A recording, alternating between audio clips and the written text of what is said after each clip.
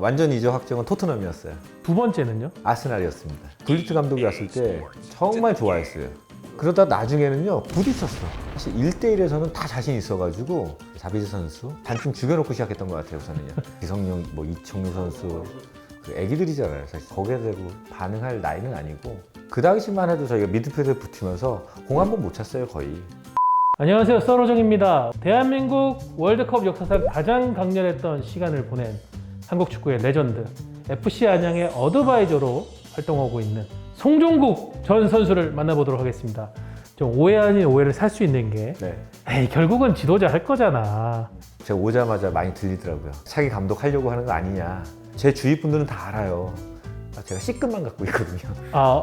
유소년들을 가르칠 수 있는 거기가 네, 할 수 있는 그것만 있어요. 그래가지고 자격이 안 돼요, 저는. 거기에는 욕심도 없습니다, 저는. 네. 그래서 지금은 프로팀 FC 안양을 서포트하는 어드바이저 역할을 하고 계시고요. 사실 저희가 오늘 인터뷰는 이제 긴 이야기들을 좀 해보기 위해서 모셨는데 우선은 역시 축구팬 그리고 국민들에게 알려져 있는 축구 선수 송종국에 대한 이야기를 사실은 축구를 힘들게 하시면서 잘한 걸로 알고 있어요.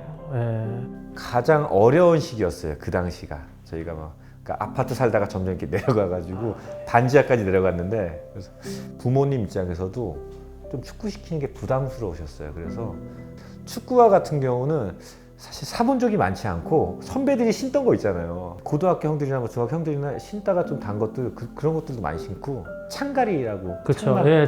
창만 가는 축구가 있었죠. 그래서 있으면 계속 동대문 가서 창 갈아서 신고. 언제 처음 축구 시작하셨어요? 우선은 중학교 2학년 때 시작했어요. 그때로 쳐도 좀 늦게 출발하셨네요? 그냥 일반 학생이었다가 축구부를 들어간 친구가 있는데 그 친구가 감독님한테 얘기한 거죠. 쟤 잘한다, 어렸을 때부터. 운동 잘한다. 이제 본격적으로 그때 늦게 출발하고 사실은 집안 환경도 좀 어려운 상황이었고 그런데도 굉장히 일찍 그러면 소질이 일반 학생들 중에서는 소질이 있었던 것 같아요. 뭐 반대항도 하고 하잖아요. 혼자서 그냥 다 제키고 골 넣고 했어요. 축구부에 딱 들어갔잖아요. 근데 이 친구들은 어렸을 때부터 전문적으로 했던 친구들이니까 한 명 제치는 게 어렵더라고요. 이 정강이가 항상 멍들어 있고 부어 있었어요. 하도 차여가지고 약간의 텃세도 있더라고요. 이 축구했던 친구들. 그래서 그 격차 따라잡는데 그러면 시간이 얼마나 걸리셨어요? 고1 때 잡았습니다. 다행히 저희가 배제 중학교, 제가 배제 고등학교 나왔는데 저희가 그 축구부 수가 많지가 않아요. 한 20명 정도. 그래서 1학년 때부터 경기를 뛰었어요. 제 1년 선배가 박진섭 서울 감독인데 그때 대통령 금배로 우승했어요. 3년 차에 전국 주전이 되고 전국대회 우승을 그때 우승했어요. 고1 때 160이었거든요, 키가. 이거 치고 했는데 고1 때부터 실력이 좀 느니까 아이들이 인정해 주더라고요. 같이 하는 동료들도 그렇고. 자, 월드컵에서의 그리고 엄청난 성공 뭐 다들 잘 아실 거고 그리고 월드컵이 끝나고 나서 유럽 무대로부터 엄청난 프로포즈를 받으셨는데 첫 번째는 무조건 확정은 완전 이적 확정은 토트넘이었어요. 두 번째는요? 아스날이었습니다. 포에노르트는 몇 번이었나요?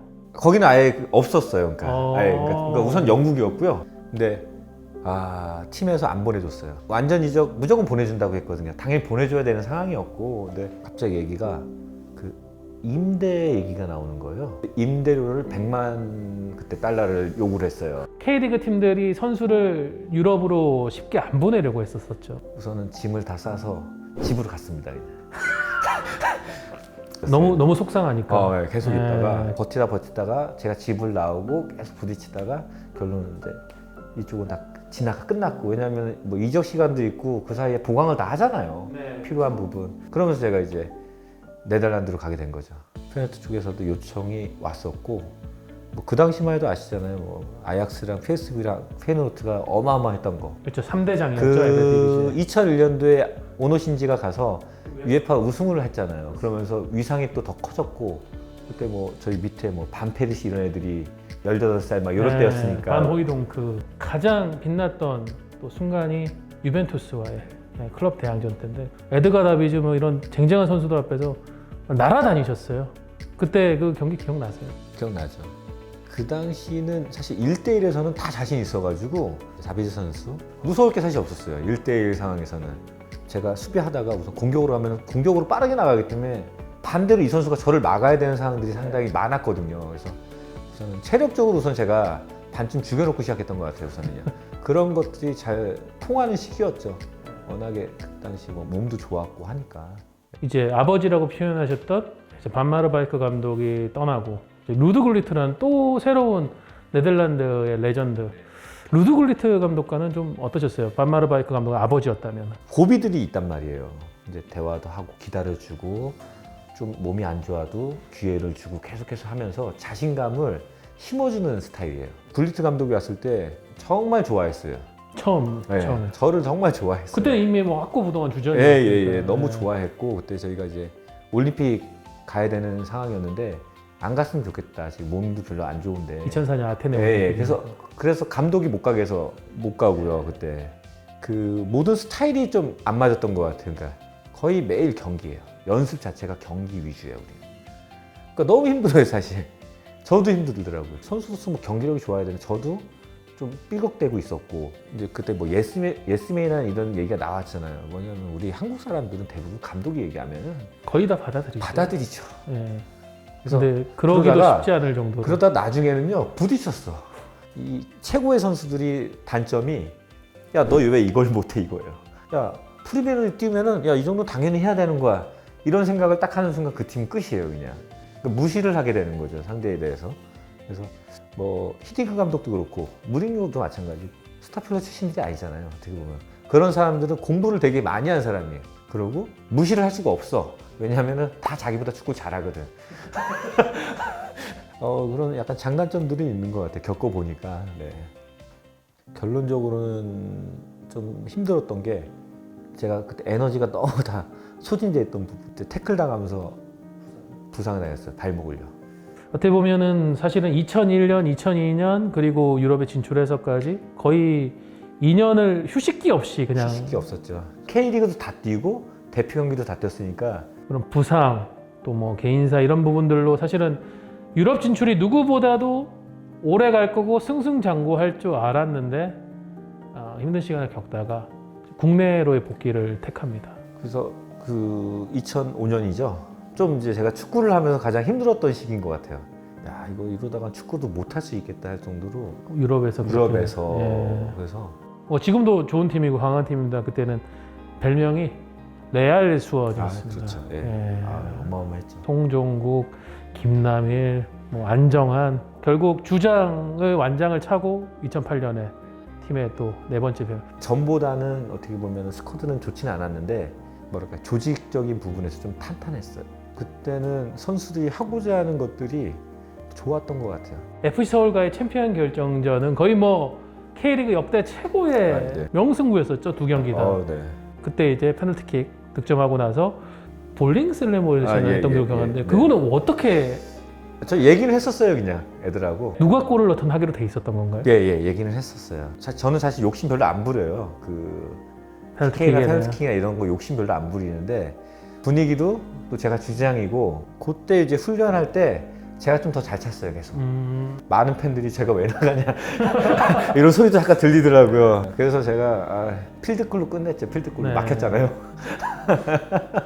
그런 얘기가 있었어요. 그 기성용 선수가 캥거루 세레머니를 하면서 마지막에 이 송종국 주장이 볼링 세레머니로 복수를 한 거다.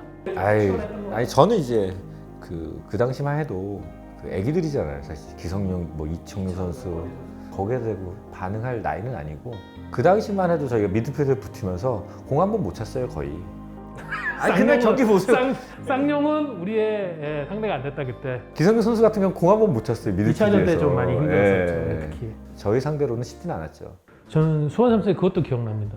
뭔가가 잘 안 되다 보니까 삭발을 하셨었어요. 2009년에 했어요. 네, 우승하고 우승하고 나서. 초반부터 엉망이었죠. 그러니까 이게 팀 분위기가 어느 정도냐면은 경기를 할 건지 말 건지 그냥 어이가 없는 거죠 이게. 일종의 모범을 보이기 위해 혹은 내 의지를 보여주기 위해 삭발을 하셨던 거예요 그때.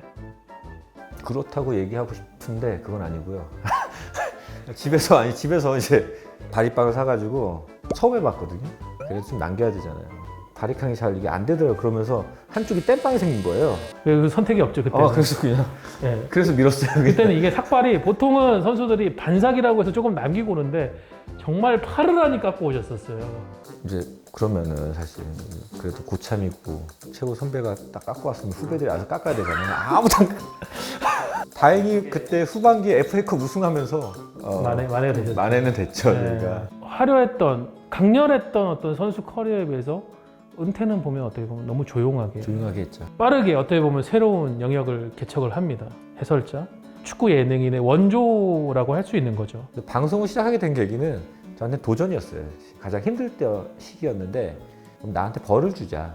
제일 못하는 거를 하기 싫은 거를 한번 해보자 해서 맨 처음에 들어온 게 댄싱 이즈 더 스타예요. 아 맞습니다. 네, 기억납니다. 제가 집에만 있을 때였는데 한 3개월 처음 섭외 들어온 게서 무슨 춤을 추고 무슨 방송을 해서 한 달 동안 안 하다가 이제 결정을 해야 된대요. 그래서 한다 그런 거예요. 3개월 동안 보냈는데 정말 힘들더라고요. 그 중간에 또 들어온 게 바로 해설이에요. 축구 해설. 수원하고 울산 경기가 있는데 이거부터 했으면 좋겠대요. 제가 말도 많이 안 하는 스타일이었단 말이에요. 그래서 그때도 아 그래? 벌을 주자 해서 했는데 수원은 제가 오래 있었고 울산도 있었고 양 팀을 다 알잖아요. 괜찮게 나온 거야 이게. 선수들에 대해서 너무 많이 하니까 이게 편했던 거예요. 그러면서 이제 해설도 하면서 이게 방송을 시작했는데 이게 벌을 주자고 시작했는데 이게 적응이 되더라고요. 어느 순간 즐기고 있더라고요. 어느 순간 벌이 상이 됐습니다. 예. 네. 그러면서 이제 축구 예능인으로서 아빠 어디가 출연을 하게 됐는데 선풍적이었죠. 그때부터 밖에 나가는 거를 좋아했어요. 아 그래요? 예, 아니 그러니까 다 내려놨어요. 그러니까 선수 때는 까칠하고 웃지도 않고 사람들 만나면 그냥 하고 밥 먹을 때 만약에 덕분에 오면 뭐라 그러고 그랬는데 그때부터는 동네 그냥 아저씨 이미지로 바뀌었어요. 그래서 그때부터 편하게 다녔어요. 아이들하고. 요즘에 이제 후발 주자인 충능인들이 있습니다. 네. 선배인 안정환, 또 고교 직속 후배 조원이 그렇게 잘 나가요. 특히 조원이를 좀 보시면서 어떠세요? 그때 이제 수원에서 같이 뛰었었고. 아 원희는 우선은 제가 키웠죠. 아, 키우셨습니까? 방송을. 아 그래요? 아이 그럼요. 요거는 알려지지 않은 사실인데 어떻게 키우셨습니까? 아 이거는 딱 돌이켜 보면 바로 나와요.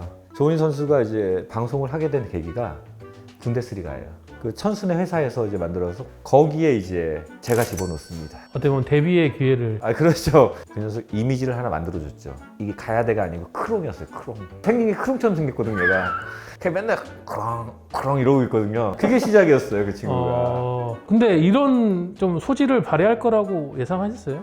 아니요. 거기까지 생각 못했는데 이 친구가 이제 하다 보니까 이제 막 자신감 있게 편하게 막 하니까 이게 어느 순간은 얘가 약간 천수도 뛰어넘더라고요. 하는 행동이. 정말 어떻게 보면 좀 빠른 시간 안에 캐릭터를 잘 만든 것 같아요. 네.